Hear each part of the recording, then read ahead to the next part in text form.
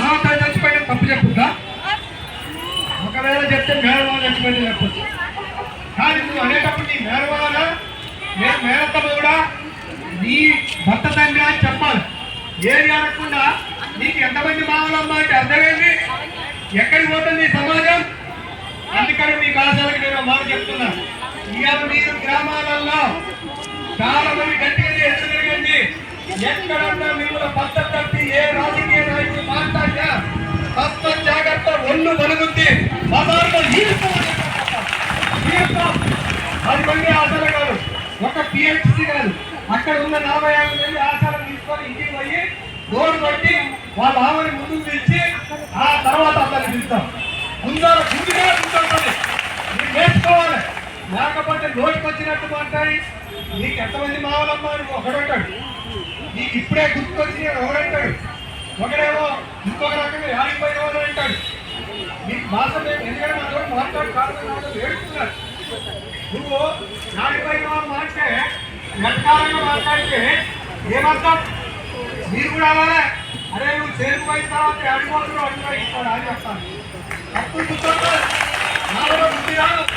నోటికి వచ్చినట్టు తాగుతున్నారు, అధికారులు తాగుతున్నారు. అందుకోసమే నేను చెప్తున్నాను, చాలా జాగ్రత్తగా మీరు ఎదురుపోతే వాళ్ళకి ఇష్టం వచ్చిన మాట్లాడుతూ ఎవరి గులాబీగిరి లేదమ్మా. మీరు చేసే పని ఇంకొకరు చేయలేరు, ఇంకొకరు చేయలేరు. భాషా పని అంటే ఏంటి? ఊరికే పట్టుకరమ్మంటున్నారు, గట్టిగా పట్టుకరమ్మంటున్నారు, అనేక ఇబ్బందులు పడుతున్నారు.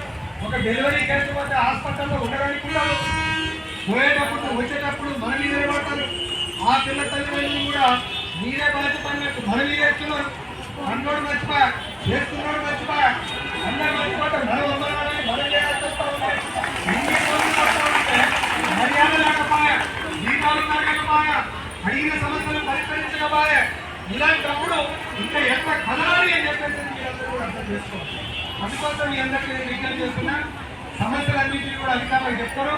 మనల్ని పోలీసు వారు తీసుకుపోతారు. పోలీసు వారు కూడా నేను విజ్ఞప్తి చేస్తున్నా, ఏమి అంత ప్రశాంతంగా ఉంటారు. వాళ్ళు లోన తీసుకుపోయి మాట్లాడి ఇక్కడ తీసుకురండి.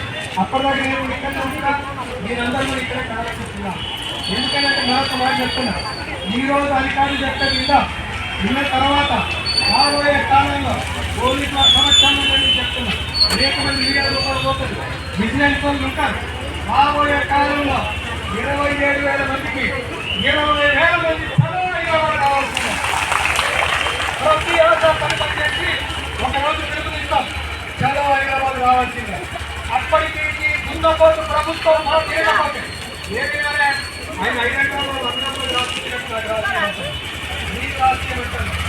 నాకు కావాల్సిందే నువ్వు పక్కన వేస్తున్నావు, నీకు గుర్తుందా? ఇలా కూడా పని చేయిస్తున్నావు, చిన్నాను అక్కడి ఉద్యోగాల్లో ఒంటరి ఎక్కువ, ఎస్సీలు ఎక్కువ. ఇలాంటి వాళ్ళ సమస్యలు ఆరోగ్య నువ్వు పరిష్కరించకుండా నువ్వు అబద్ధాలు ఆడితే ఆ కర్మ కొట్టి నువ్వు గద్దెలు కాల్చిన పరిస్థితి వస్తుంది. అందుకే జీతాలు పెంచేయడం, నువ్వు జీతాలు పెంచకపోతే బిడ్డ హైదరాబాద్ లో ఆశాలు గడవ తప్పుతారు. 20,000 మంది మీద 20,000 మందిలో కథ నొక్కాలి. మీ అందరూ ప్రయత్నం చేసుకోండి. మీరు డైరెక్ట్ గా ప్రతి జిల్లా నాయకులతో జిల్లా అధ్యక్షులు కూడా నేను చెప్తున్నా, మీరు అధ్యక్షులుగా ఉన్నందుకు ఈ ఆశాల సమస్యలు పరిష్కారం కావాలి. మేము 20,000 ఎంతమంది వచ్చిన డిఎంసీ నాయకులు ప్రతి జిల్లా నుంచి వచ్చి ఇక్కడ మీకు అండగా నిలబడరు. ఎందుకు నిలబడారు? పోలీసు వాళ్ళ నుంచి భయపడుతున్నారు. మనం బయటకు పోయి అంటే పోలీసు